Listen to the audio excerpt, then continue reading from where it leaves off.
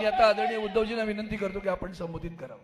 अखंड हिंदुस्थानचे कैवारी प्रभुदरकार सुपुत्र देव देश धर्म मराठी मराठे मानबिंदू हिंदू अस्मितेचे शिरोमणी हिंदुस्थान हिंदू हिंदुस्थानचे एकमेव हिंदू हृदय सम्राट हिंदू धर्मरक्षक सरसेनापती महानेता माननीय शिवसेना प्रभू श्रीमान बाळासाहेब ठाकरे यांचा महाराष्ट्रातील गोरगरिबांचे कष्टकऱ्यांचे कैवारी महाराष्ट्राचे कुटुंब प्रमुख सन्माननीय उद्धव साहेब बाळासाहेब ठाकरे यांचा आवाज कुणाचा अरे उद्धव साहेब आगे बढ़ो. बरं. माझ्या कुटुंबातील बांधवांनो भगिनींनो आणि मातांनो, अरविंद, आता तुम्ही आठवण सांगितली की काही वर्षांपूर्वी हिंदू हृदय सम्राट शिवसेना प्रमुखांनी याच जागेवरती उभं राहून इथे अशीच सभा घेतली होती. किती वर्ष त्याला झाली असतील मला नाही आठवत, तुमच्यापैकी काही जणांना नक्की आठवत असेल. 77ला, बरोबर ना? आता 77 म्हणजे योगायोग असा आहे की आणीबाणी नंतरची ती निवडणूक असणार आणि आता ही आणीबाणी येऊ नये म्हणूनची निवडणूक आहे. जागा तीच आहे. मी शिवसेना प्रमुखांची सभेची जागाही सोडलेली नाही आणि शिवसेना प्रमुखांचे विचारही सोडलेले नाही. येताना उशीर झाला त्याच्याबद्दल दिलगिरी व्यक्त करतो. पण अरविंद, तुम्ही जुन्या काही आठवणी इथे सगळेच, एक नवीन चित्र मला पाहायला मिळतंय. राज्यभर फिरताना अनेक जुने चेहरे जे काही कारणास्तव स्थानिक इतर लोकांमुळे दूर गेले होते, त्या लोकांनी गद्दारी केल्यामुळे चिडून संतापून त्यांना गाडण्यासाठी परत आलेत आणि सोबत नवीन तर आहेतच.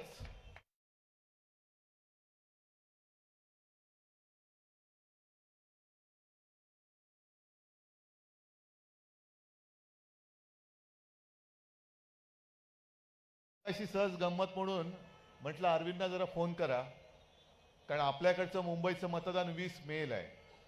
म्हटलं खूप वेळ आहे, मग जरा थोडा उशिरा येतो, घाई काय. तर पाहिलं तर खरंच उशीर झाला.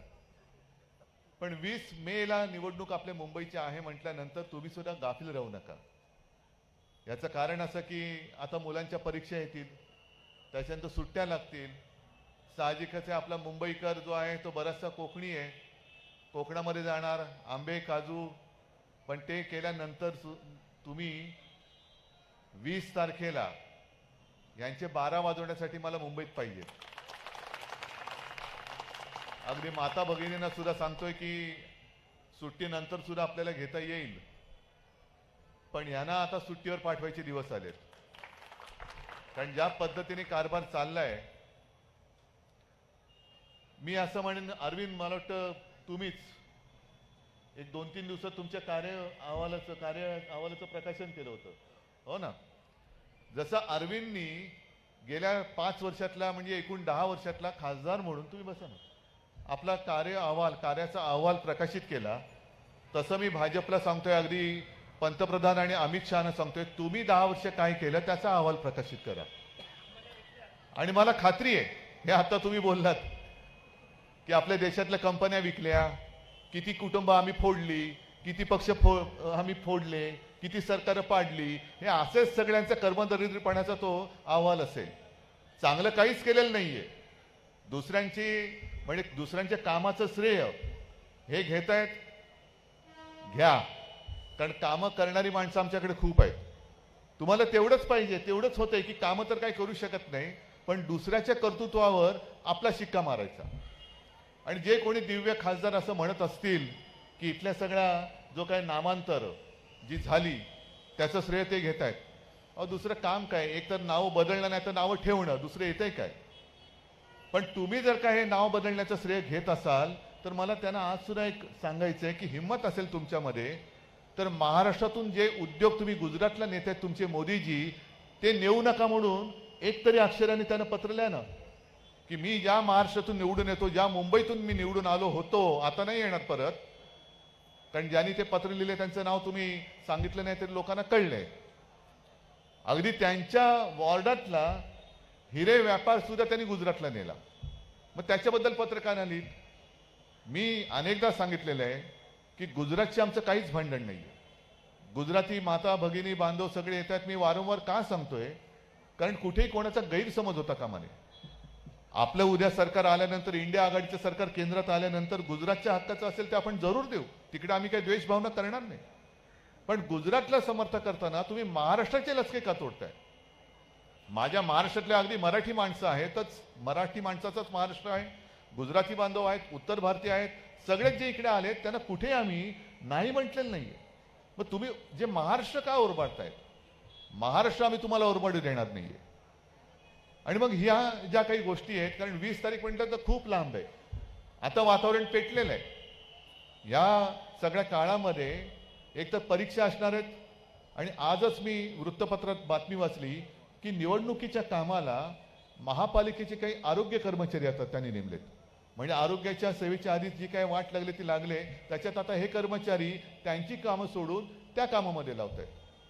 मग निवडणूक ही कोणाची आहे, कोणासाठी करताय?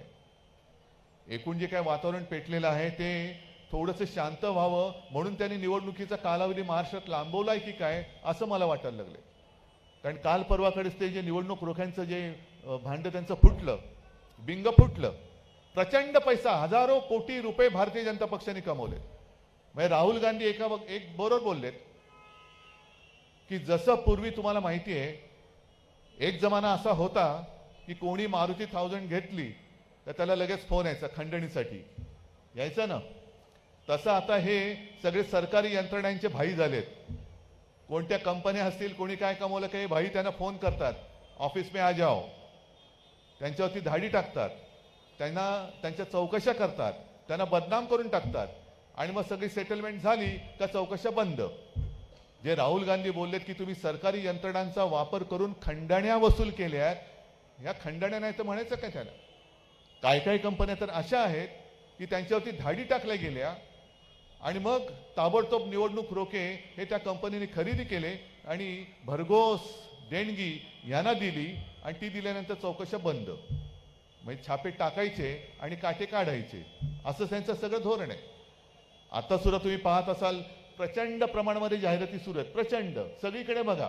म्हणजे पूर्वी जेव्हा आपलं सरकार होतं, मी मुख्यमंत्री होतो, तेव्हा महाराष्ट्र सरकार जाहिराती करत होतं आणि त्याच्यामध्ये एक चित्र असायचं, ते होतं करोनाचा व्हायरस. आता दाढीवाला म्हणजे आपले घटनाबाह्य, तो व्हायरस आहे का कोण आहे तेच कळत नाही. नाही, गद्दार तर आहेच. उलट बरं आहे की लोकांना अनेक वर्ष लक्षात राहील की हाच तो गद्दार आहे आणि शिवसेना संपवण्याचा प्रयत्न केला. पण ही जनतेच्या म्हणजे तुमच्या पैशाची उधळपट्टी चाललेली. कामं काय, कामं शून्य, पण उधळपट्टी चालू आहे. आता मला पाहायचं आहे की निवडणूक आयोग आता काय करतोय. कारण 31 मार्च पर्यंत जे मी पेपरमध्ये वाचलं, तुम्ही वाचता तेच पेपर मी वाचतो, साधारणतः 85 कोटी रुपये यांनी आधीच जाहिरातीसाठी देऊन टाकलेले आहेत. जर आचारसंहिता लागली असेल तर या सरकारी जाहिराती या बंद झाल्या पाहिजेत. कारण त्या सुद्धा त्याच्यामध्ये चेहरे येत आहेत आणि ते चेहरे जर का तुम्हाला टाकायचे असतील तर मग तो खर्च त्यांना तुम्हाला त्यांच्या खात्यात पकडावा लागेल. सरकारचा खर्च, जनतेचा खर्च, पैसा हा मी त्यांच्या जाहिरातीसाठी वापरायला देणार नाही. आणि तसं केलं तर ते गुन्हेगार म्हणून निवडणूक आयुक्तांना त्याची दखल घ्यावीच लागेल. बघू आता निवडणूक आयुक्त किती कर्तव्यनिष्ठ आहेत. या जाहिराती ताबडतोब बंद झाल्या पाहिजेत. एक तर महाराष्ट्र सरकारच्या जाहिराती स्वतःचे फोटो छापून जनतेच्या पैशांनी ते छापतायत, करतायत, टीव्हीवरती करतायत, होर्डिंग लावतायत, सगळीकडे लावतायत. आणि त्याच्यात भर म्हणून इतर राज्यांच्या म्हणजे उत्तर प्रदेशच्या पण जाहिराती इकडे आहेत. काय लावलंय काय तुम्ही? सगळा पैसा जो जनतेचा आहे तो खाऊन टाकायचा, तिकडे निवडणूक रोख्यातनं घ्यायचा, इकडनं जाहिरातीतून उधळायचा, तिकडे कॉन्ट्रॅक्टरच्या माध्यमातून घ्यायचा. आणि मला तर असं कळलं, खरं खोटं आता त्याची चौकशी आपण आपलं सरकार आल्यावर करू, की जाहिराती ज्या एजन्सीज करतात त्या एजन्सीजकडनं हे काही लोक यांचे कमिशन काढतात. म्हणजे जिथे जाऊ तिथे खाऊ अशी यांची सगळी वृत्ती आहे. आणि ती लुबाडणारी किंवा लुटणारी वृत्ती ती तर गाडायचीच आहे, पण देशात मला जे दिसते ती येऊ शकणारी हुकुमशाही ही जागच्या जागी आपल्याला गाडायची आहे, जागच्या जागी गाडायची आहे. आपल्या सभा होतील, प्रत्यक्ष जेव्हा वातावरण आता मुंबईच्या 20 मेला थोडा अवधी आहे, तोपर्यंत मी महाराष्ट्रभर फिरतोच आहे. परवापासून मी पुन्हा राज्याच्या इतर माझ्या बांधवांच्या भगिनींच्या भेटीला जातोच आहे. पण तोपर्यंत आणि निवडणुकीत सुद्धा पुन्हा एकदा अरविंद सावंतला आपल्या हक्काचा शिवसेनेचा खासदार म्हणून तुम्हाला सगळ्यांना जिंकून द्यावंच लागेल. ही जबाबदारी तुम्ही घेताय ना? नक्की. कारण आता मी तुमच्याकडे आलोय, माझं सुद्धा भाग्य आहे की 77 नंतर जिथे शिवसेना प्रमुखांनी सभा घेतली तिकडेच मला येऊन बोलण्याचं एक भाग्य मिळालंय. मी सुद्धा भाग्यवान आहे. आणि त्याही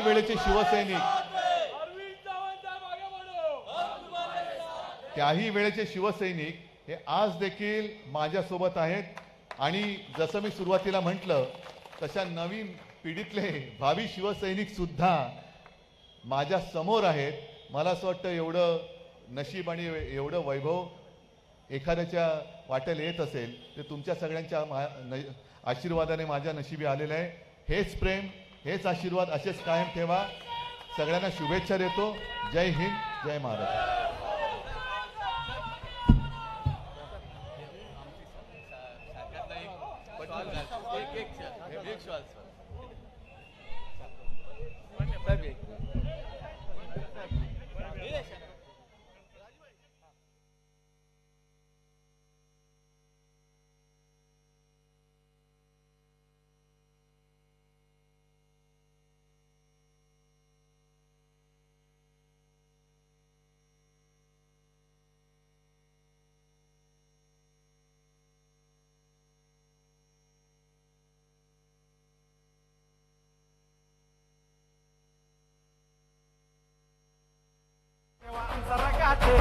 देवा तुझा निवेदे देवा तुझ्या चरणी.